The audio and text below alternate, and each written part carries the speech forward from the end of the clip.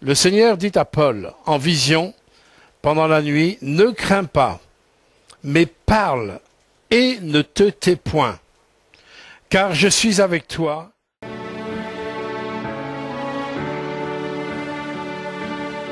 Je pense à ce moment, nos bien-aimés là, qui sont en vacances. Il y a la famille Chassin, la famille Duchemin qui est partie. Il y a aussi Janine qui n'est pas là et d'autres. C'est des périodes de vacances où il y a des échanges. La semaine prochaine, c'est moi qui ne serai pas là. Mais donc la famille Chassin va être de retour par contre. Et ensuite, c'est la famille Paquet qui vont partir. Et c'est vrai que pendant ces périodes de vacances, ça va, ça vient. L'essentiel, c'est qu'on puisse, là où on se trouve, honorer le Seigneur Jésus-Christ. C'est comme nos visiteurs qui sont là avec nous, ben, ils sont absents de leur propre église locale. Hein, ça, c'est la même chose. Mais on se réjouit. Et dans ces temps qui sont parfois des temps aujourd'hui tumultueux, la Bible nous parle des temps des nations.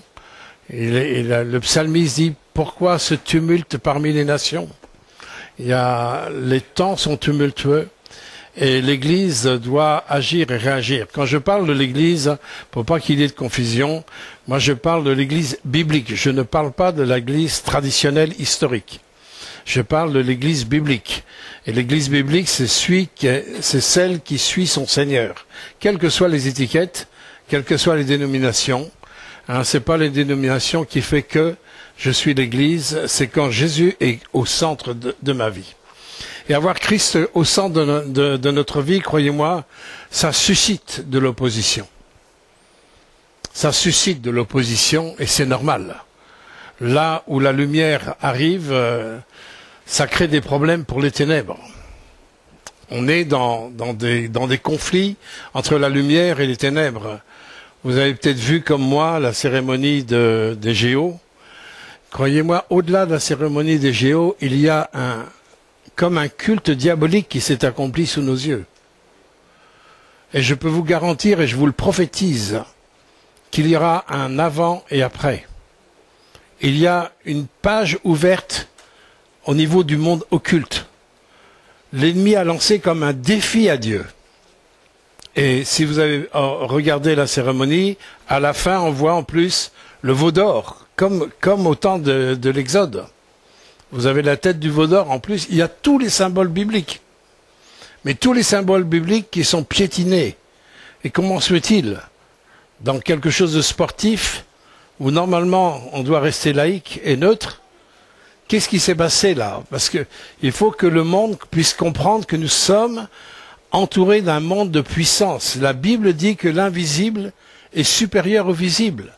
Et ce que nous voyons, nous, avec nos yeux, n'est que la répercussion de ce qui se passe dans le monde invisible. Qu'est-ce qui se passe là? Qu'est-ce qui s'est passé? Vous savez, l'ennemi, il agit par étapes. C'est comme quand vous voulez ébouillanter une grenouille, vous la mettez dans l'eau froide. Et après, vous accélérez le feu petit à petit. C'est comme ça que l'adversaire aveugle les gens. C'est comme ça que l'adversaire leur ment et leur vole pour les détruire. Et c'est pour ça que nous voyons de génération en génération, en génération, en génération, un accroissement de toutes les valeurs qui sont piétinées. Pourquoi c'est comme ça? Et là, c'est comme un défi que l'ennemi a lancé à Dieu. Et c'est une autre étape. Il y a eu un grand défi en mai 68 en France. En mai 68, les esprits mauvais ont influencé la société en disant ni Dieu ni maître interdit d'interdire. C'était une page aussi qui était ouverte. Ça a été une page ouverte. Et pour ceux qui connaissent le avant 68 et après 68, il y a un avant et un après. Je ne vais pas rentrer dans tous les détails, mais il faut qu'on comprenne qu'il y a des conflits spirituels. Et c'est normal, parce que la Bible nous parle des temps difficiles, je vais en parler tout à l'heure, et l'ennemi sait que Jésus revient chercher son Église. L'adversaire sait que Jésus revient chercher son Église. Il y a énormément de signes qui en parlent, et là, le vrai problème, ce n'est pas ce que l'ennemi fait. Le vrai problème, c'est pas tout ce qui a été fait, c'est pas tout ce que l'ennemi essaye de déployer. Le vrai problème, ce n'est pas ça. Le vrai problème, c'est la réaction de l'Église. Le vrai problème, c'est comment l'Église biblique va réagir. Et j'aimerais qu'on puisse voir un petit peu dans la parole de Dieu quelques réflexions qui puissent nous pousser à réfléchir sur notre responsabilité. Que les païens, que les gens qui connaissent pas Dieu marchent avec les choses des ténèbres, c'est normal. Je dirais, c'est leur job. D'accord. Mais la réaction de l'Église est importante. Il est important que l'Église réagisse pas d'une façon émotionnelle, impulsive, avec des réactions agressives ou autres. Il est important que nous puissions réfléchir de quelle manière je dois parler, de quelle manière je dois agir et réagir. Le titre de mon message, c'est « Parle et ne te tais point ». Et cette parole, elle est tirée de Actes 18, on va lire à partir du verset 6. Acte 18, verset 6. Seigneur, avant d'ouvrir ta parole, ce sont nos cœurs que nous voulons ouvrir. Ta parole est la vérité. Elle ne retourne pas à toi sans avoir accompli son effet. Tout ce que tu as dit, tout ce que tu as prophétisé depuis des siècles s'accomplit. Point par point, Seigneur, combien nous pouvons constater la fidélité et la grandeur de ta parole, l'autorité de ta parole. Seigneur, étends ta main, Seigneur, ce matin, et que nous puissions, au-delà de ce que moi je peux dire, que nous puissions entendre ta voix, que nous puissions t'entendre, au nom de Jésus-Christ. Amen. Acte 18, verset 6. Les Juifs faisant alors de l'opposition et se livrant à des injures, Paul secoua ses vêtements et leur dit « Que votre sang retombe sur votre tête, j'en suis pur. Dès maintenant j'irai vers les païens. » Et sortant de là, il entra chez un nommé Justus, homme craignant Dieu et dont la maison était contiguë à la synagogue. Cependant, Crispus, le chef de la synagogue, crut au Seigneur avec toute sa famille, et plusieurs Corinthiens qui avaient entendu Paul crurent aussi et furent baptisés.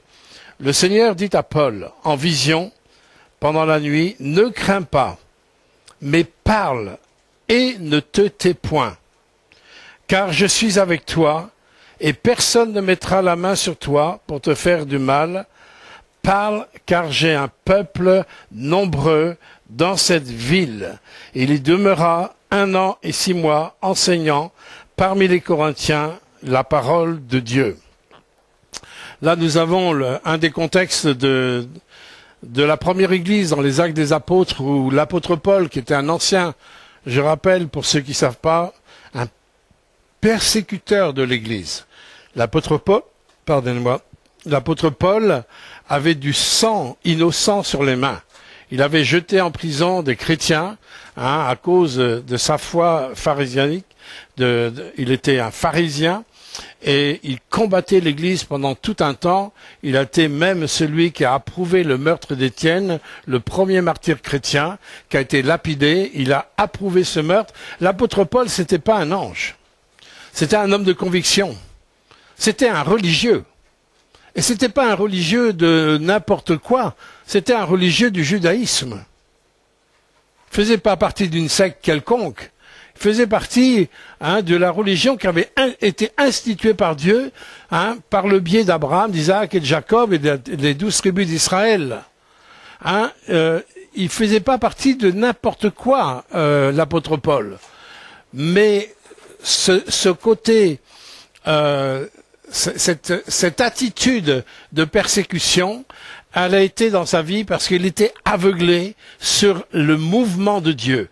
Dieu n'est pas dans la religion statique.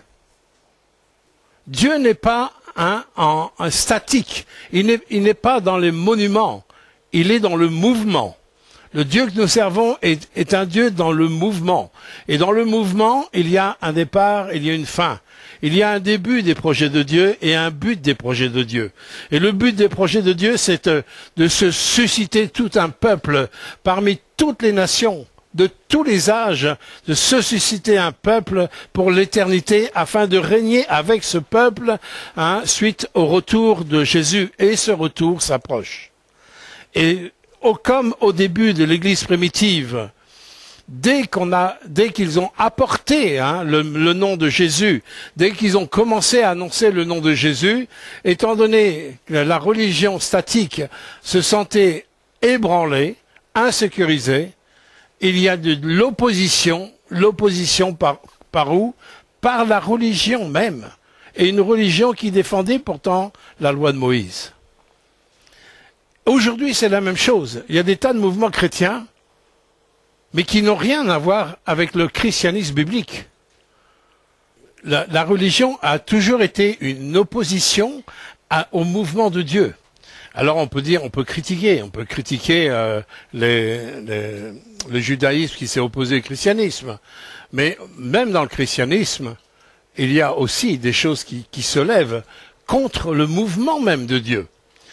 Alors, ce qui est important, c'est surtout la réaction de l'apôtre Paul. Et l'apôtre Paul, lui, il a subi, en fin de compte, ce qu'il a fait subir aux autres, il l'a subi quelques années plus tard, quand lui-même annonçait le nom de Jésus, parce qu'il s'était converti dans Acte 9 par la révélation de Jésus-Christ, où il a lâché le judaïsme et il est rentré dans le christianisme. Il faut savoir que le christianisme biblique, c'est l'accomplissement du judaïsme. Comprenez ça? C'est une continuité, d'accord? C'est l'accomplissement. Et quand l'apôtre Paul a compris ça, Dieu lui a ouvert les yeux, il est devenu un apôtre. Il est devenu un grand apôtre, et que Dieu a utilisé même pour écrire les 3/4 du Nouveau Testament. Et toute la vie de l'apôtre Paul, jusqu'à aujourd'hui, est une bénédiction pour ceux même qui lisent la parole de Dieu, inspirée par le Saint-Esprit, à travers un apôtre Paul. Et cet apôtre Paul, lui, il a récolté ce qu'il avait semé. Il a semé la persécution, il a récolté aussi la persécution. Mais dans ce cadre de persécution, c'était à Corinthe, Dieu lui a dit qu'il y avait un peuple nombreux. Il y avait un peuple nombreux. Vous voyez, et il a effacé, il a secoué la poussière de ses pieds, et dit maintenant je me tournerai vers le monde païen. Les Juifs ne voulaient pas Jésus-Christ, il s'est tourné vers le monde païen, et Dieu lui a dit, en restant à Corinthe, qu'il y avait un peuple nombreux, et on sait combien l'église de Corinthe a été importante, mais quand on lit les épîtres aux Corinthiens, la naissance de cette église, elle a commencé là, à Acte 18. Mais la naissance d'une église ne donne pas forcément tout de suite le ton de la finalité. Est-ce que quand l'église commence à naître quelque part, qu'elle soit dans un endroit ou un autre, à une époque ou une autre époque, le challenge, c'est la fin de cette église. C'est la marche de l'église. C'est comme un enfant. Quand on voit les enfants, quand ils sont dans le berceau, qu'est-ce qu'ils sont beaux, ils sont mignons. Mais des fois, dans un berceau, on peut avoir un Adolf Hitler. Un jour, dans un berceau, il y a eu un Adolf Hitler. Et peut-être qu'il était mignon, avec ses sourires et tout ça. On ne sait pas. On ne sait pas. Ce qui est important, c'est la marche. Ce qui est important, c'est la finalité. Et il y a un pasteur américain dans les années 90, j'ai oublié son nom, qui a écrit quelque chose qui doit nous faire réfléchir. Il dit, si nous devions mettre en pratique ce que l'apôtre Paul nous dit, quand il dit sortez du milieu d'eux, séparez-vous d'eux, ne touchez pas à ce qui est impur, et je vous accueillerai, dit l'Éternel, à travers la bouche de l'apôtre Paul. Cet homme de Dieu disait, en 90, il y a 34 ans en arrière. D'accord? Il disait, mais si on doit mettre en pratique ça, mais il y a plein de gens au sein des églises, on doit se séparer. Parce que nous sommes dans une église de mélange. La Bible nous parle d'une église apostate. Et une église apostate, c'est quoi? C'est une église qui n'est plus dans la foi. Et la foi, c'est quoi? C'est pas simplement de croire, avoir sa croyance. C'est pas ça la foi. La foi, c'est d'obéir à la parole de Dieu. La foi, c'est d'obéir à la parole de Dieu. C'est de avoir confiance. Confiance, c'est avec foi. J'ai confiance en sa parole. Je me soumets à sa parole. Je sais qui est Christ et parce que je sais qui il est, je choisis de me soumettre à lui. Je choisis de lui obéir. Et dans l'Église des temps de la fin, même Jésus-Christ, il dit, mais quand je vais revenir, trouverai-je la foi? On peut trouver des religieux. Ça, il y en a à l'appel. L'histoire nous fait voir que la religion n'a été que, en fin de compte, l'embryon de multiples guerres. On n'est pas en guerre contre les gens, on est en guerre contre le péché. On est en guerre contre les démons, on est en guerre contre les plans de l'ennemi. On est en guerre contre notre nature. Il ne faut pas qu'on manque de cible. Mais aujourd'hui, les temps sont sérieux parce que je peux vous dire, je vous garantis, on en parlera dans plusieurs années, il va y avoir un après de ce qui s'est passé l'autre jour. Dans le monde invisible, c'est pas sans répercussion, je vous garantis. Et c'est pour ça qu'il faut qu'on réfléchisse là-dessus, dire comment faire. Et l'apôtre Paul, lui, il a obéi au Seigneur. Et je reviens à cet homme de Dieu qui a écrit ce livre, un livre au niveau de la séparation. Qu'est-ce qu'il dirait aujourd'hui, 34 ans après? Quand je vois la philosophie de la tolérance, beaucoup de chrétiens défendent la philosophie de la tolérance. Dieu est tolérant, je suis désolé. Montrez-moi un passage dans la Bible où Dieu est tolérant. Dieu ne tolère pas le péché. Dieu est miséricordieux, oui. Dieu est amour, oui. Mais Dieu ne peut pas tolérer le péché. Il ne peut pas tolérer ce qui est faux. Parce que ce qui est faux a pour but de me détruire. Et parce que Dieu m'aime, il ne veut pas que j'accepte dans ma vie des choses qui vont me détruire. C'est le fruit de notre amour, comme lorsque des parents disent à leurs enfants ne touche pas au feu, car tu vas te brûler, ils ne sont pas là pour persécuter l'enfant. Les parents, ils vont certainement pas tolérer que leurs enfants touchent le feu. Et pourquoi? Parce qu'ils sont méchants? Parce qu'ils sont durs? Non, parce qu'ils aiment l'enfant. Aujourd'hui, on ne veut plus de discipline. On ne veut plus être contrarié, alors que nos pensées sont l'inverse de celles de Dieu. Les voies de l'homme sont à l'inverse de celles de Dieu, et on pense servir Dieu sans être contrarié. Je peux vous dire, là, c'est des grandes illusions. C'est vraiment des grandes illusions. Que dirions-nous aujourd'hui si un pasteur disait en public, et que ce soit, il y a les télévisions, les caméras du monde entier qui soient là, et si un pasteur disait publiquement, écoutez bien, que votre oui soit oui et que votre non soit non et tout ce que tu rajoutes vient de Satan, qu'est-ce qu'on dirait d'un tel pasteur? Allô? Non mais qu'est-ce qu'on dirait d'un tel pasteur? Je peux vous dire, hein? Et il serait flingué, je peux vous... vraiment. Mais ça, ces paroles, ce sont les paroles de Jésus. C'est pas les paroles d'un pasteur. C'est facile de dire je suis chrétien. C'est facile de venir dans une église, quelle qu'elle soit, catholique, protestante, évangélique, quelle qu'elle soit. Le problème n'est pas là. Le problème, c'est mon cœur face à Dieu. Parce que c'est à Dieu que je vais rendre des comptes un jour. Je ne vais pas rendre des comptes à aucune autorité, ni catholique, ni protestante. Mais je vais rendre des comptes à celui qui m'a créé, à mon Créateur, à celui qui m'a toujours tendu les mains pour me sortir de toutes les situations. C'est à lui de rendre des comptes. C'est pour ça, aujourd'hui c'est sérieux. Dieu nous demande de parler et de ne pas se taire, mais qu'est-ce que les chrétiens ont à dire? Qu'est-ce que les chrétiens ont à dire? Ça, c'est la question que je me pose et qui est sérieuse. Alors bien sûr, on peut unir notre voix à ceux qui contestent, mais quand Dieu nous demande de parler, parler pour dire quoi? Pour dire que tu n'es pas d'accord? Les gens vont dire, tu as le droit de ne pas être d'accord. Et comme je suis tolérant, on te laisse. Mais c'est pas ça que Dieu veut.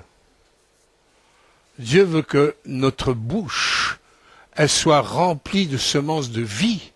Proverbe chapitre 18, verset 21. La parole de Dieu nous dit « De ta bouche sort la mort ou sort la vie ». Il n'est pas question de parler pour ne rien dire. Il n'est pas question de parler avec les raisonnements du monde, même au sein de l'Église, avec un langage chrétien. Il n'est pas question de ça, mes bien-aimés. Il y a une interpellation importante face à la gravité des choses qui vont arriver. Et ce n'est pas simplement au niveau de la France, c'est au niveau mondial. Parce que là, c'est comme l'ouverture à l'entrée de l'Antéchrist. C'est comme l'arrivée de l'Antéchrist. Allez, il est là. D'ailleurs, même notre président a dit, la bête arrive. Ah ben oui, là pour arriver, elle arrive. Hein. C'est pas moi qui l'ai dit, hein. C'est même dans les archives. Hein. La bête arrive. Oui, la bête arrive. Comment se fait-il qu'on emploie un tel langage, qui est le langage biblique? L'Antéchrist est bien parlé de la bête. Et on voit les dégradations dans tous les domaines. Et aujourd'hui, on met en avant toutes les débauches comme à Sodome et Gomorrhe, que Dieu n'a pas épargné, alors que Sodome et Gomorrhe n'avaient pas la parole de Dieu. Sodome et Gomorrhe n'avaient pas le message. Sodome et Gomorrhe n'a pas été épargné. Et l'exemple de Sodome et Gomorrhe, c'est pour nous faire voir, il en sera de même. Les temps sont graves. On ne peut plus jouer à la religion, là. Nous devons vraiment être des soldats de Jésus-Christ, d'authentiques disciples de Jésus-Christ. Nous ne pouvons pas jouer à la religion. C'est pas possible. Alors, bien sûr, on est tolérant. Chacun est libre, hein. Mais il faut avertir.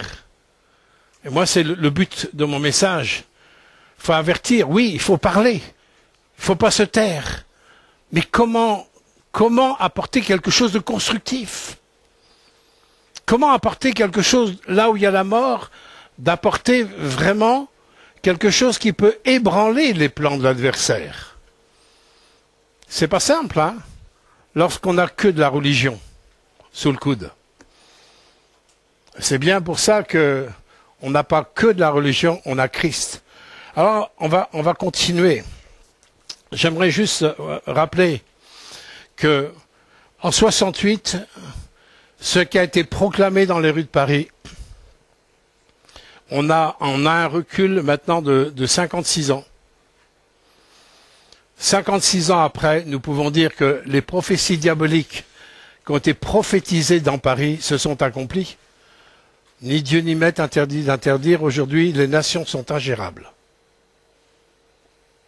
L'accomplissement des prophéties diaboliques s'accomplissent aussi. Les proclamations de mort se sont accomplies. Et aujourd'hui, il y a d'autres proclamations, avec tous les symboles bibliques, des temps de la fin, ont été dans ces JO. Avec Bruno, je vous ai fait parvenir une petite vidéo qui relate tous les points bibliques de ce qui est destructeur dans les plans de l'ennemi à travers tous les symboles. Et ne pensez pas dire, de toute façon, c'est que des symboles. Chaque symbole relate une réalité. Vous voyez, vous avez des drapeaux là. Vous avez des drapeaux. Ces drapeaux, c'est que des chiffons, hein. C'est des bouts de tissu. Mais ce sont des symboles et que derrière chaque drapeau, il y a une nation, il y a une géographie, il y a une histoire, il y a des gens. Vous voyez que derrière les symboles, il y a des réalités. Derrière chaque symbole, il y a des réalités. Et derrière chaque symbole de l'autre jour, il y a des réalités. Ne pensez pas que c'était juste une soirée comme ça. Il y a des choses qui sont gravées maintenant dans le monde invisible. Et déjà, la première question, c'est à quoi et à qui je donne mon accord? Est-ce que je suis en accord avec ces œuvres des ténèbres? Vous savez que avec Dieu, nous sommes comme dans une cour d'assises. Tout est juridique dans le monde invisible. Nous avons affaire à un ennemi, et le mot ennemi, c'est le mot Satan, adversaire, Satan. Satan, il a été déchu. S'il est déchu, il n'a plus de pouvoir. On est OK. Mais comment se fait-il qu'il en attend? C'est à travers ses mensonges, à travers ses manipulations, moi je lui donne un accord. Chaque accord d'un être humain est donné à ce qui est ténébreux, donne du pouvoir aux ténèbres. Et c'est pour ça que de génération en génération, en génération, en génération, on voit comme si l'adversaire a de plus en plus de pouvoir. Plus on donne de l'accord, c'est juridique. Si on est en accord avec l'ennemi, Dieu va nous laisser faire. Il nous laisse aller à l'entendement de notre cœur. On veut se soumettre à lui, on se soumet, avec toutes les conséquences qu'il y aura. Ok. Et c'est pour ça que l'évangile commence, la bonne nouvelle commence par l'annonce de la repentance. Jésus-Christ allait de village en village annonçant quoi? La bonne nouvelle de l'évangile, repentez-vous, car le royaume de cieux est proche. Et qu'est-ce qui se fait juridiquement dans la repentance? Quand je me repens, je manifeste un accord avec ce qui est ténébreux dans ma vie et autour de moi. Je ne suis plus en accord avec ce qui détruit. Je ne suis plus en accord avec les mensonges de l'adversaire dans ma vie. Je ne suis plus en accord avec les œuvres des ténèbres dans la société. Je ne suis plus en accord. Je me repens et je choisis de me mettre en accord avec Dieu. Et c'est pour ça, quand Jésus nous a appris, entre guillemets, à prier, il commence par notre Père. Il faut d'abord que Dieu soit ton Père. Il ne peut être ton Père que dans la mesure où tu as le Fils. Celui qui n'a pas le Fils n'a pas le Père. Il y a des tas de gens qui disent à Dieu notre Père, mais ils n'ont pas Dieu comme Père. Ils ont pour Père le diable puisqu'ils se soumettent à lui. Ils peuvent toujours appeler Dieu notre Père. Dieu est notre Père que dans la mesure où Jésus est mon Sauveur. Quand j'ai reçu Christ, hein, vous avez ça dans Jean chapitre... Je vous donne les références, vous pouvez vérifier. Jean chapitre 1, verset 12. À tous ceux qui l'ont reçu, il a donné le pouvoir de devenir enfant de Dieu. Un chrétien biblique, c'est pas un chrétien qui est chrétien de génération en génération. On devient chrétien. On devient chrétien. On n'est pas chrétien de père en fils. Dieu n'est pas un grand-père. Il est un père. Et dans les églises qui veulent marcher avec Dieu, est-ce que j'ai choisi Christ comme mon sauveur? Et si j'ai choisi Christ comme mon sauveur, il me réconcilie avec le Père, et je peux maintenant m'adresser à Dieu, oui, comme un père. Un père qui prend soin de moi. Et qu'est-ce que je vais demander à mon père qui prend soin de moi? Ben, que ta volonté soit faite. Que ton règne, que ta volonté soit faite sur la terre comme au ciel. Et lui, il va me demander, ben, tout ce que tu reçois de moi, tu reçois tout mon pardon. Eh bien, le pardon que je te donne, ben, donne-le aux autres. Tout ce que tu vas recevoir de bon de moi, donne-le aux autres. C'est ça la bonne nouvelle. Ça, c'est une bonne nouvelle. Ça n'a rien à voir avec ce qu'on voit et ça n'a rien à voir avec la religion. Ça a à voir avec une relation vivante avec un Dieu vivant. Alors, la parole de Dieu, je reviens à ce qu'on dirait d'un pasteur qui dit ton oui soit oui, que ton non soit non. Il est important de réfléchir à cette parole de Dieu, parce que on est tellement dans le oui, mais nous les Français, je pense qu'on peut nous donner une médaille d'or, hein, de la discussion. Ça, je pense qu'on a la médaille d'or, je pense qu'elle doit être énorme, cette médaille d'or. On pourrait nous mettre très haut sur le podium, on discute. Hein, on coupe les cheveux en 4, en 8, enfin. D'accord, je ne vous fais pas de dessin. Dès qu'il y a quelque chose, on est dans la rue avec le poing comme ça. Et en plus, nous sommes une nation qui coupe la tête des rois. Et on s'en glorifie en plus. Qu'est-ce qu'on dirait d'un pasteur qui dirait que ton oui soit oui, que ton non soit non? Est-ce que Jésus est trop dur en disant ça? Est-ce qu'il est trop carré? Est-ce qu'il est sans nuance? Vous savez, Jésus est le seul qui a toute la connaissance. Jésus est le seul qui soit capable de nous révéler le Père. Et d'ailleurs, Hébreux chapitre 1, il nous est dit que Dieu a parlé pendant un temps par les patriarches, par les prophètes, mais maintenant il nous a parlé par le Fils, il est le révélateur. C'est comme en chimie, vous avez un produit qui s'appelle le révélateur, pour ceux qui ont fait un peu de chimie. Moi, je n'avais pas fait beaucoup parce que j'ai passé souvent mes cours de chimie à la porte. Hein. Bon, J'avais un problème avec mon prof de chimie, mais en moi j'ai retenu ça. Il y avait un produit qui s'appelait le révélateur.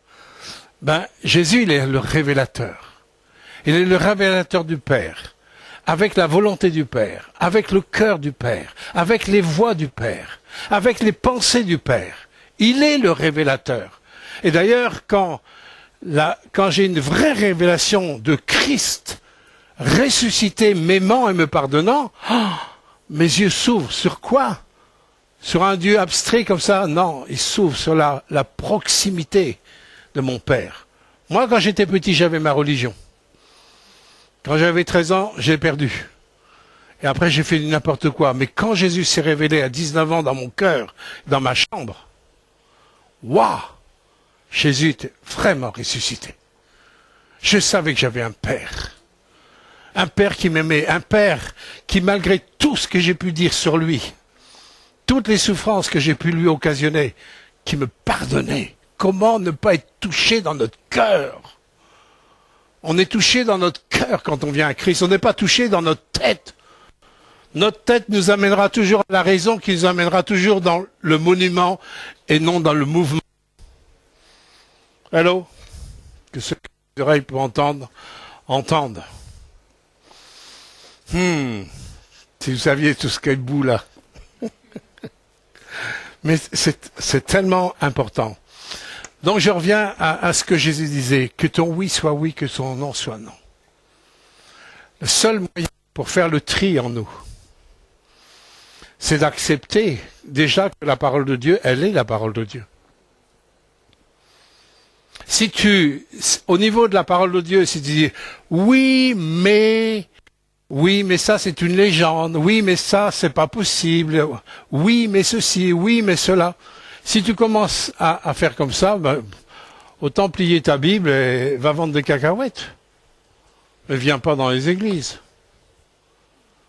C'est sérieux la parole de Dieu. C'est pour ça que tout au long des siècles, on a voulu la détruire. Même encore maintenant d'ailleurs. C'est pour ça que même des hommes ont été tués, torturés à cause de la Bible. L'ennemi sait la puissance de la Bible. Même dans l'Église catholique, jusqu'au début du XXe siècle, elle était enchaînée avec un cadenas. Il y a des photos qui font voir. Elle était réservée pour les initiés. C'est quand, en 1962, sous Jean 23, qu'il y a eu l'ouverture où les catholiques ont pu commencer à lire la Bible. 2000 ans après, quand même. Il y a du retard. Hein. La parole de Dieu, elle est la lampe de Dieu. Ta parole est une lampe à mes pieds. Elle va éclairer mon sentier. Elle va me donner la sécurité. Elle va m'aider à avoir des oui et à avoir des non. C'est la parole de Dieu qui va pouvoir être comme un miroir dans ma vie. Oh, j'ai pensé comme ça pendant tant d'années. Ben, je comprends pourquoi j'avais tant de problèmes. Mais maintenant, je renonce. 2 Corinthiens 10, verset 5, la Bible dit de soumettre nos pensées à l'obéissance de Jésus-Christ, pas à l'obéissance d'une religion. Ici, on ne parle pas de religion, on parle de Jésus-Christ. À l'obéissance de Jésus-Christ. Et Jésus-Christ, il va me faire voir, c'est oui ou c'est non. Il n'y a pas d'entre-deux, il n'y a pas d'entre-deux. Mais je peux vous garantir que quand je commence à dire oui à Dieu, je commence à voir cette bénédiction qui découle dans ma vie. Je commence à faire comme une piste d'atterrissage pour que l'avion des bénédictions puisse atterrir dans ma vie. Jésus, il est appelé dans les Écritures le Amen. C'est-à-dire le oui. Il est en accord avec son Père. Jamais Jésus a dit non à son Père. Jamais. Malgré la difficulté de sa mission ici-bas. Et je vous renvoie à Gethsémane, où il a dû transpirer des grumeaux de sang face à ce qu'il attendait. Il était en train de plier la volonté humaine devant la volonté souveraine de Dieu. Ça n'a pas été facile pour Christ. On n'est pas sauvé à bon marché, mes bien-aimés. On a été sauvé à un prix fort. Le prix fort, c'est la mesure de son amour pour nous. Hello? Il y a Arnaud qui nous l'a rappelé tout à l'heure, le prix fort, c'est le sacrifice de Christ. C'est jamais par mes œuvres, jamais par mes œuvres, mais par la foi en Jésus-Christ. Cette foi va m'amener à faire des œuvres, mais toutes les œuvres que je fais n'ont rien à voir avec mon salut. Je ne pourrai jamais plaire à Dieu avec mes œuvres. Je plais à Dieu parce que Dieu, il m'aime depuis toujours. Même quand j'étais son ennemi, il est venu me chercher, même dans la boue du péché, comme il est venu chercher l'apôtre Paul. Vous voyez, le oui et le non est quelque chose de catégorique pour apprendre à enlever les mélanges. Si je n'enlève pas les mélanges dans mes façons de voir, de raisonner, j'aurai des difficultés à voir, premièrement, une pleine bénédiction de Dieu dans ma vie. Dieu ne peut pas atterrir sur des choses qui ne lui appartiennent pas. Dieu ne peut pas atterrir parce qu'il respecte nos choix. Si j'ai choisi d'avoir des choses de l'adversaire dans mon cœur, ma piste d'atterrissage, ben c'est l'ennemi qui va atterrir. Mais Dieu ne peut pas atterrir là. Il va chercher un chemin pour vraiment se révéler à moi. Et l'Église, aujourd'hui, on rajoute. Dans Matthieu 5, 37, c'est la parole que je dis. Tout ce que vous rajoutez, ça vient du malin. Aujourd'hui, si vous saviez la différence des églises qu'il y a 30, 40, 50 ans en arrière, on peut dire, ouais, il faut pas vivre avec le passé. Non, mais il faut vivre avec les choses saintes de Dieu. Et les choses saintes de Dieu, oui, c'est des choses qui appartiennent à Dieu. Bien sûr, elles viennent de loin, les choses saintes. Mais elles doivent se propager jusqu'au retour de Jésus-Christ. Dieu revient chercher une église qui est sans tache. Une église qui s'est préparée. C'est comme une jeune fille qui se prépare pour les jours de son mariage. Elle va pas venir le jour de son mariage sans se laver, sans se coiffer, avec une vieille robe toute sale. Non. Elle va se parer, elle va chercher la meilleure robe, la plus belle coiffure. Parce que c'est un jour d'alliance. Et avec Christ, c'est la même chose. On va avoir un repas spécial avec Christ, dans les lieux célestes, avec tous ceux qui nous ont précédés.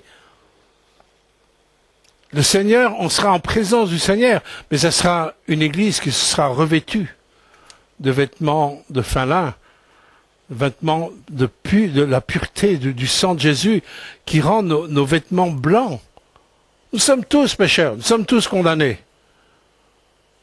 Mais la bonne nouvelle, c'est que la vie éternelle nous est donnée en Jésus-Christ.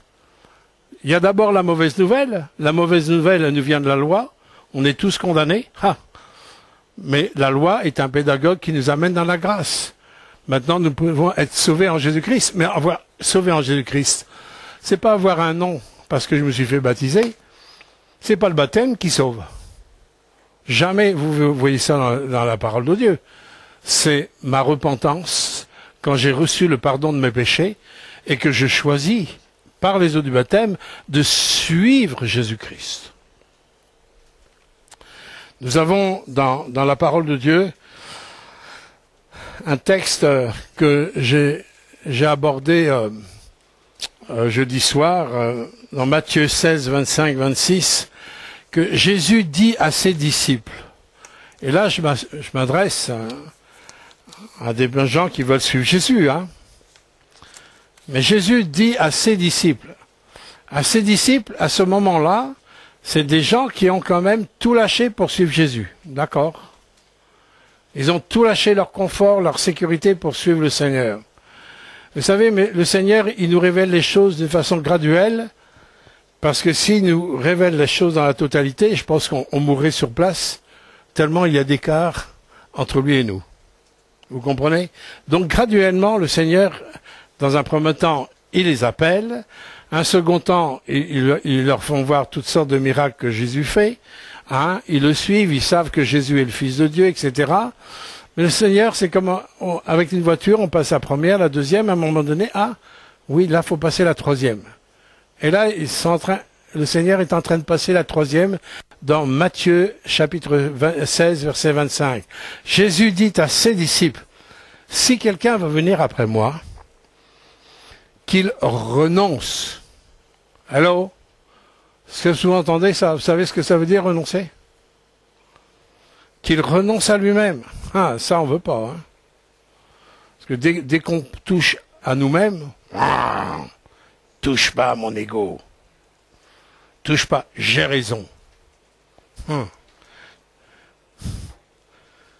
Et quand on va dire ça devant Dieu, non, qui a raison? Il n'y a que lui qui a raison. Qui est-ce qui sait? Il n'y a que lui qui sait. Qui est-ce qui peut? Il n'y a que lui qui peut. Vous comme moi, vous n'avez même pas assez de mains, vous allez pouvoir encore respirer. Quelqu'un peut le dire avec affirmation? Et on a la prétention de savoir. Soyons humbles. On n'est que des hommes. Notre vie, elle tient par la grâce de Dieu. Dieu lui-même nous dit, il nous donne la respiration et l'être. Même si je vis sur le plan biologique, c'est lui qui le donne. Et j'ai la prétention de savoir. Et quand j'ai tellement de prétentions, avec les années, on a des prétentions. En général, plus on vieillit, plus on en a. Sauf si on a connu Jésus, si on a la grâce de le connaître de bonne heure. Où le Seigneur a fait un travail d'émondage en nous. Mais regardez, femmes adultères. Qui sont partis les premiers quand Jésus dit que celui qui n'a pas péché, une première pierre, c'est les plus vieux. Hein. Parce que je pense qu'ils avaient un pactole dans la conscience. Hein. Hello. Pensez pas que les plus vieux ont la sagesse. La sagesse, on l'a que quand on a Christ. Pas avec l'âge. Et Jésus, là, il dit, si quelqu'un veut venir après moi, qu'il renonce à lui-même, qu'il se charge de sa croix et qu'il me suive. Ça, c'est clair. C'est ça, être chrétien. C'est ça, être chrétien. S'il n'y a pas ça dans ma vie, s'il n'y a pas ça dans ma vie, je ne suis pas chrétien. Je suis un pseudo-chrétien. Je ne suis pas un chrétien selon les critères de la parole. Je peux être chrétien selon les critères d'une religion quelconque. Quelconque, je dis. Mais je ne suis pas chrétien selon les critères de la parole. Je suis chrétien avec les critères de la parole quand j'ai accepté volontairement de renoncer à ma vie. Quand j'accepte de me charger de ma croix. Et dire, mais, Seigneur, toi tu l'as porté la croix. Oui, mais quand je dis Seigneur, je veux te suivre, c'est sur son même chemin. La force de Christ qui est venue du ciel. La Bible nous dit dans Philippiens chapitre 2 qu'il s'est dépouillé entièrement pour venir comme un simple homme.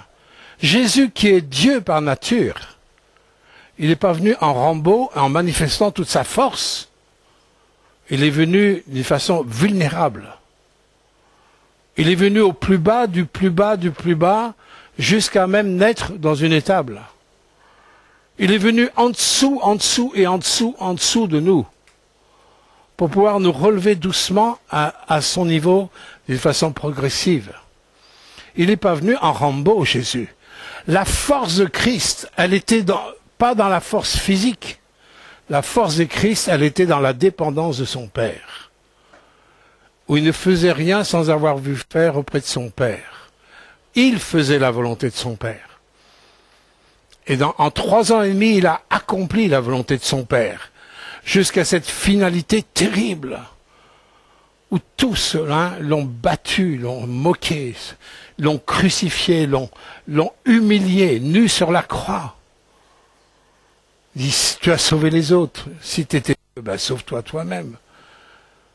Et encore là, encore Jésus manifeste tout son amour. Pardonne-leur. Ils ne savent pas ce qu'ils disent, ils ne savent pas ce qu'ils font. Ça, c'est le cœur de Dieu. Ça, c'est le cœur de Dieu. En train d'agoniser sur la croix, il était encore en train de déverser le pardon et la grâce. À tel point, c'est que le soldat, le centurion, qui avait la responsabilité de veiller sur l'accomplissement de la crucifixion, un centurion, c'est un homme de guerre, un homme qui est sans cœur, un homme qui a l'habitude de la mort, un homme qui a l'habitude de la brutalité, de la violence. Cet homme, en voyant Jésus, la sérénité de Jésus, à travers ce qu'il vivait par rapport à tout ce qu'il connaissait, dit, certainement cet homme était juste. Ce centurion, un homme dur, qui a été ébranlé dans ses convictions, de cette dureté, de son histoire, son parcours de vie, certainement, cet homme était fils de Dieu. Quand Jésus a libéré le pardon dans les moments les plus douloureux, et quand Jésus a expiré, le voile du temple s'est déchiré, il y a eu des tremblements de terre, des guérisons, des résurrections. Le soleil n'a même pas pu donner son éclat à 3 heures de l'après-midi. Qui est mort comme lui? C'est sérieux, mes bien-aimés. C'est ce message dont Dieu nous a confié. Parle, ne te tais point. Mais nous ne devons pas parler de conviction religieuse, nous devons parler de Jésus. Nous devons parler de son message, nous devons parler de son amour, nous devons parler de sa grâce qui nous tient et qui nous porte. Nous devons parler aussi de cette félicité céleste qui nous a préparés pour l'éternité. Je m'en vais vous préparer une place, nous dit Jésus. Si cela n'était pas, je vous l'aurais dit. Un chrétien, il sait où il doit aller. Même l'apôtre Paul dit la mort m'est un gain. Pour un chrétien, la mort nous est un gain parce qu'on sait où on va. Et pour les autres, tous ceux qui ont vécu avec les oui, mais devant la mort, ça sera toujours le oui, mais. Hello. Devant la mort, ça sera toujours le oui, mais. Tu vas au ciel? Oh, oui, mais je suis pas très sûr, quoi. Certains nous ont dit, mais c'est une prétention.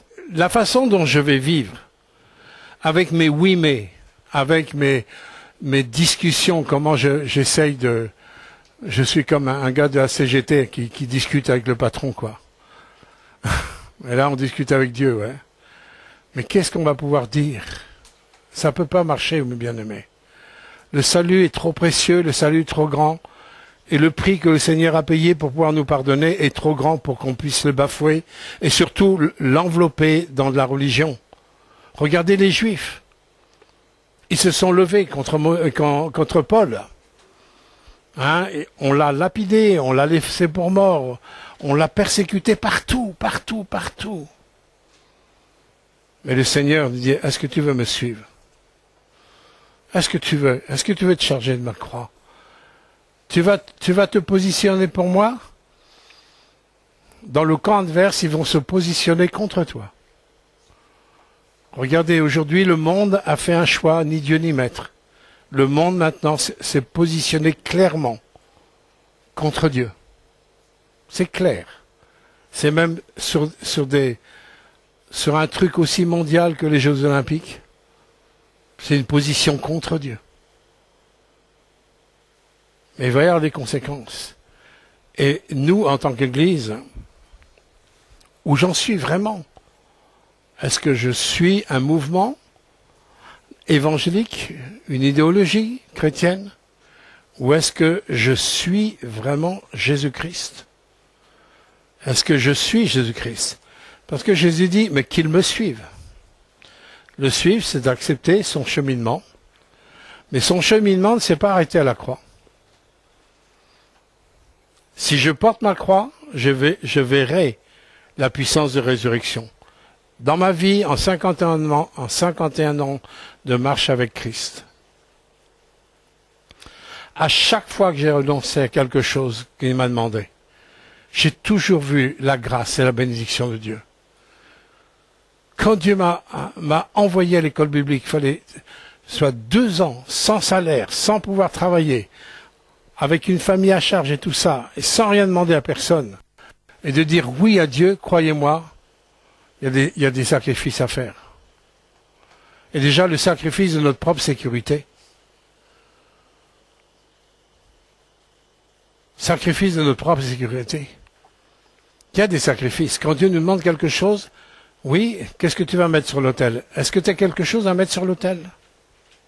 Je ne parle pas de la dîme et des offrandes, je parle de ta vie, là. Dans ton temps, dans ta façon de gérer ton temps, dans ta façon de gérer tes loisirs, dans ta façon de gérer tes talents, tes capacités, ce que Dieu t'a donné, dans la façon de gérer même ta propre vie. On lui appartient ou on lui appartient pas. Je ne sais pas, quand on se marie, par exemple, moi j'imagine mal une femme qui accepterait qu'un mari dise « je me marie à 75%, 25% c'est pour moi ». Quoi qu'aujourd'hui, maintenant, ça se fait, bon. Mais là, on est... Non, mais je veux dire, il n'y a pas de sens. Mais avec Jésus, on se marie. C'est un mariage. Pourquoi c'est un mariage? Parce qu'avec Jésus, c'est une alliance. On prend la Sainte Seine, qui nous rappelle la nouvelle alliance. C'est bien une alliance. Et je ne peux pas être à moitié avec Christ. C'est tout ou rien. Et si c'est pas tout ou rien, il y aura les mélanges et il y aura cette difficulté pour vraiment parler avec l'Esprit de Dieu et une parole de vie qui va faire la différence. Le Seigneur nous demande, nous dit que celui qui accepte de perdre sa vie, quand j'accepte de perdre, je suis gagnant. Ça, c'est la loi du royaume. C'est la loi du royaume. Et cette loi du royaume, Dieu nous l'a fait voir même dans la nature.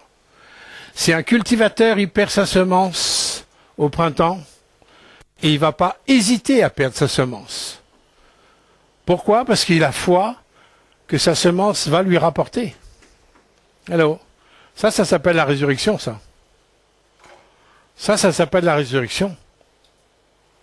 Tant que tu veux garder pour toi, si tu veux garder la semence pour toi, elle risque de moisir, elle risque de dépérir, et tu es étonné de ce qu'il n'y a pas de vie en toi.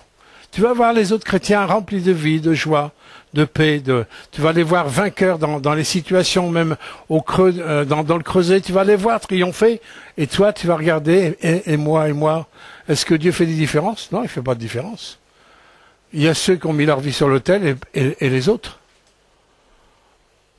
Il ne peut pas y avoir de moisson s'il n'y a pas de semence. Allô? Il ne peut pas y avoir de moisson s'il n'y a pas de semence. Il ne peut pas y avoir la vie de Dieu en moi si ma vie, elle n'est pas semée pour Christ. Vous savez, l'autre jour, moi, je me suis réjoui quand ils m'ont fêté mes 70 ans, où ils ont réussi à trouver les vidéos de partout, là, jusqu'à Jérusalem, en Belgique, l'Afrique, l'Amérique, partout, en France. Des quantités de personnes ont été bénies.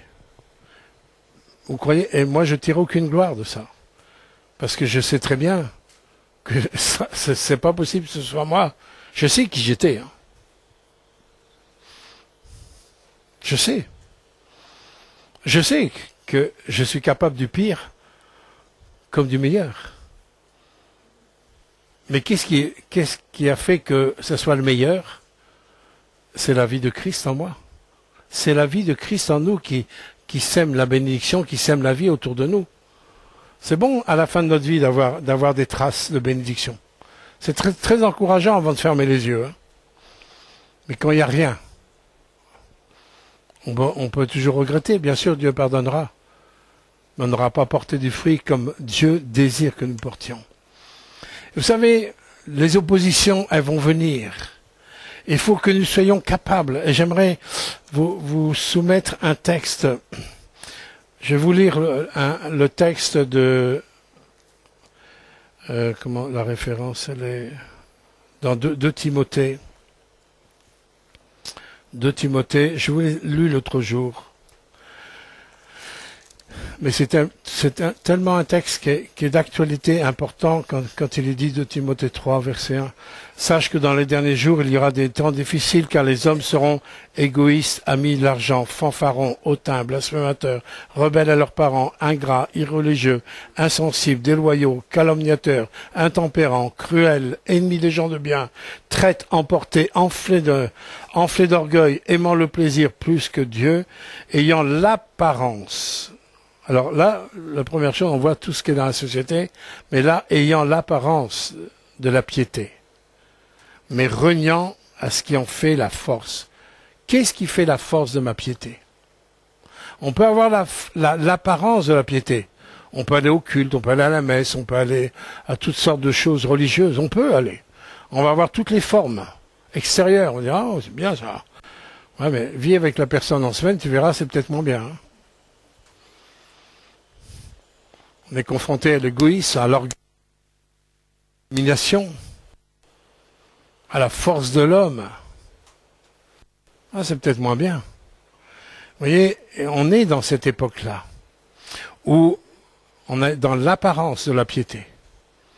mais on renie ce qui fait la force. Ce qui fait la force de notre piété, c'est Christ. C'est le message de la croix et de la résurrection. Ce qui fait la force de notre piété, c'est d'avoir une relation avec le ressuscité. Sinon, tout ça, ce sont que même de belles histoires. Mais ça reste que des histoires. Ça ne devient pas mon histoire. Mais quand Christ est dans ma vie, ça devient mon histoire. Je vois le ressuscité agir dans mon histoire, dans ma vie. Et c'est là que Dieu veut nous mener. Parce que, vous savez, on aura forcément de l'opposition. Et l'opposition, dès que Dieu va commencer à vous utiliser, croyez-moi, vous allez avoir de l'opposition. Au verset 7, du verset 7, voilà. Au verset 7, on va continuer à lire. Apprenant toujours et ne pouvant jamais arriver à la connaissance de la vérité, écoutez, de même que Jeannès et Jambres s'opposèrent à Moïse. Écoutez ça. De même que Jeannès et Jambres s'opposèrent à Moïse, de même ces hommes s'opposent à la vérité, étant corrompus d'entendement, réprouvés en ce qui concerne la foi. Qui sont Jeannès et Jambres? Si vous cherchez dans l'Ancien Testament, vous n'allez pas les trouver. Moi, j'ai cherché. Je suis Seigneur, si tu les nommes, il y a quelque chose. Mais ce qui est intéressant, c'est quand vous allez dans la tradition juive, quand vous écoutez les rabbins, les traditions juives, puisque Moïse, c'est dans la tradition juive, d'accord. Dans la tradition juive, Jeannès et Jambres faisaient partie des magiciens qui se sont opposés à Moïse lorsque Moïse a manifesté la puissance de Dieu surnaturelle devant Pharaon quand il a jeté son serpent qui est devenu jeté son bâton qui est devenu un serpent. Vous vous souvenez, le Pharaon a appelé les magiciens. Et parmi les magiciens, il y avait Jeannès et Jambres. Et la Bible nous dit qu'ils se sont opposés. Et ils se sont opposés comment? En faisant presque les mêmes choses. Et aujourd'hui, nous allons être confrontés à ça. Nous allons être confrontés, croyez-moi en tant qu'Église, je le dis là, nous allons être confrontés à des manifestations surnaturelles ténébreuses qui vont faire presque les mêmes choses. Et comment les chrétiens vont discerner? La Bible nous dit que l'Antéchrist fera des miracles. Et est-ce que les chrétiens ils vont suivre les miracles comme ça parce que ce sont des miracles? Il faut que nous puissions discerner les Jeannès et les Jambres qui vont s'opposer à l'œuvre de Dieu à travers l'Église, comme avec Moïse. Il faut qu'on puisse les discerner. Merci Seigneur, c'est que les serpents de Jeannès et Jambres ont été pris par le serpent de Moïse et ils ont été détruits. Vous voyez, mais simplement, j'ai voulu vous sensibiliser à ça, c'est qu'aujourd'hui, on va être dans des confusions, dans des séductions, dans des fausses doctrines, dans des faux serviteurs, dans des faux mouvements dits de l'esprit. Et la seule chose qui peut nous garantir le grand discernement, c'est la parole de Dieu. Si vous n'êtes pas des gens qui lisent la parole de Dieu, qui étudient la Bible, vous allez vous faire avoir avec vos raisonnements, et vous faire avoir avec vos émotions, vous faire avoir avec vos sens.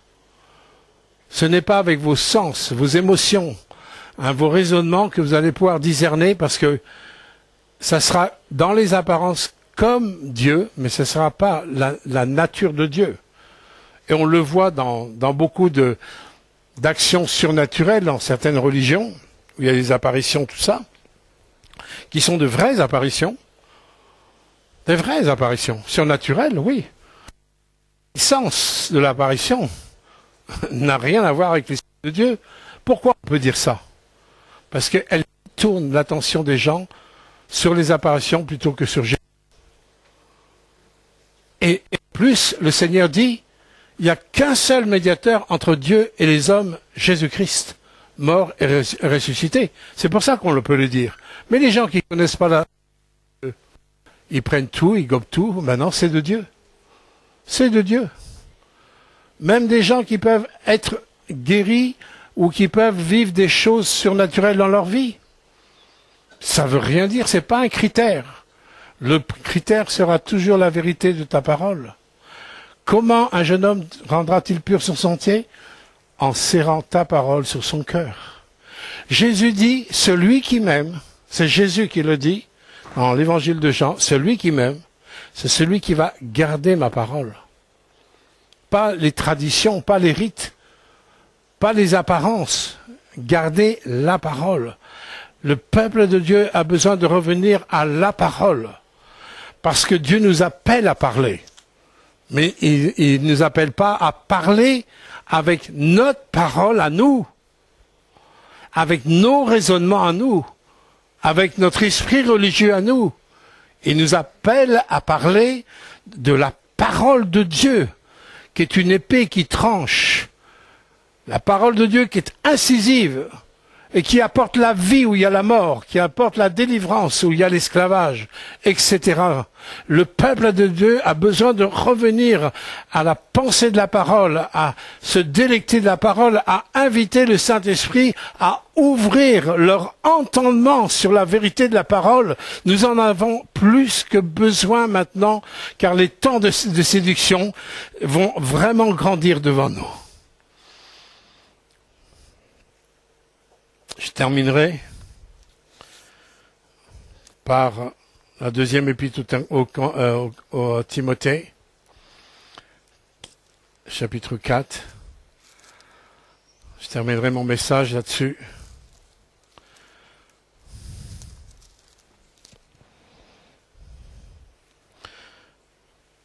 Je t'en conjure devant Dieu et devant Jésus-Christ, qui doit juger les vivants et les morts, au nom de son avènement et de son royaume. Prêche la parole. Voilà, quand Dieu dit, ne te tais point, parle et ne te tais point. Dieu veut que nous puissions prêcher la parole. Pas notre histoire religieuse, mais la parole de Dieu. Insiste, en toute occasion, virgule, favorable ou non. Et croyez-moi, les moments non favorables, ils vont devenir de plus en plus aussi. Moi, une fois, quand j'évangélisais au boulevard Saint-Michel, il y a une clocharde qui m'a craché, croyez-moi, un molar pas très agréable. Tout d'un coup, il y a des démons qui se sont manifestés en elle et waouh! Est-ce qu'on s'en va et qu'on est vexé? Ou est-ce qu'on continue à annoncer l'amour de Dieu? Les gens sont dans cet état parce qu'ils sont pris par des puissances des ténèbres qui les détruisent. Mais est-ce qu'on va continuer à annoncer l'amour de Dieu, quelles que soient les réactions des uns des autres? Les réactions, mes bien-aimés, c'est jamais contre nous, c'est contre Jésus. Les réactions, c'est pas contre nous. L'ennemi s'en fout de nous, mais il s'en fout pas de Jésus en nous. Comprenez? Donc, faut pas, si vous êtes vexé, c'est que vous pensez que vous faites votre œuvre. Mais non, on fait l'œuvre de Dieu. C'est Dieu qui est visé dans l'affaire. Insiste en toute occasion, favorable ou non. Écoutez ce qui est dit là. Écoutez bien ce qui est dit. Parce que ça, nous, on n'aime pas. On n'aime pas. La nature humaine, elle n'aime pas ce que je vais lire. Mais, je lis la Bible, hein, d'accord? C'est pas Gilles Le Sieur qui a inspiré ça, c'est le Saint-Esprit. Reprend, censure, exhorte, et c'est là qu'on voit que c'est de Dieu, avec toute douceur, et en instruisant. Car il viendra des temps où les hommes ne supporteront pas la saine doctrine, ça, on est vraiment dans cette période, mais ayant la démangeaison d'entendre des choses agréables. Ils se donneront une foule de docteurs selon leurs propres désirs, détourneront l'oreille de la vérité, on ne veut pas de la vérité, et alors que la vérité, elle nous libère, elle nous rend libres, et se tourneront vers toutes sortes de fables. Mais toi, sois sobre en toutes choses. Fais l'œuvre d'un évangéliste, remplis bien ton ministère. On pourrait dire, ouais, mais c'est adressé à Timothée. Non, non, c'est adressé à nous. Quelle est la mission que Dieu nous a donnée en tant que chrétiens? Allez, faites de toutes les nations des disciples. Est-ce que c'est donné juste aux 12? Non, c'est donné à chacun et chacune. Mais bien aimé, il est temps que l'Église se lève dans des positions claires, où mon humanité, je la mets sur l'autel avec Dieu, et je veux offrir, même si j'ai déjà offert ma vie au Seigneur, dire Seigneur, c'est toute ma vie que je veux mettre sur l'autel. Les temps sont trop graves. Les nations ont besoin d'une église biblique. Les nations ont besoin d'entendre la parole de Dieu. Les nations ont besoin d'entendre l'instruction de Dieu. Les nations ont besoin de connaître la douceur de Dieu, l'amour de Dieu, la patience de Dieu, la miséricorde de Dieu, la bonté de Dieu. Mais comment peuvent-ils le connaître si nous ne sommes pas les canaux? Dieu a choisi son peuple. Il s'est suscité un peuple, un corps. Il s'est suscité un corps pour que ce corps ne soit pas à un service égocentrique. Mais ce corps, il est à son service, à lui et à lui seul. Amen. Je te remercie, Seigneur, Dieu d'Abraham, d'Isaac et de Jacob. J'ai libéré, Seigneur, ta parole, et que ta parole puisse germer, Seigneur, dans nos cœurs. Nous sommes conscients que nous avons tous besoin d'être pardonnés par toi. Pas un seul d'entre nous n'avons pas besoin de ton pardon. Nous sommes conscients que même nos engagements, Seigneur, ce sont des engagements, Seigneur, tellement gérés par notre sagesse, par nos traditions, par notre histoire, par l'esprit religieux parfois en nous. Et nous voulons t'en demander pardon, Père. Nous sommes conscients du décalage, Seigneur, de ta parole et de nos vies. Et ce matin, nous voulons venir à toi de tout notre cœur. Et nous voulons remettre nos vies sur l'autel. Nous savons que les temps pressent. Les temps sont urgents. Et nous te disons et nous te donnons tout notre accord. Fais de nos vies ce que tu veux. Que nous nous laissions reprendre, corriger, redresser par toi. Que nous entendions, Seigneur, ta voix au fond de nos consciences. Seigneur, suscite, Seigneur, un esprit de repentance au sein même de ton Église, afin que ton Église puisse parler et ne point se taire, en annonçant les choses d'en haut, afin qu'un grand nombre soit sauvé. Au nom de Jésus-Christ. Amen.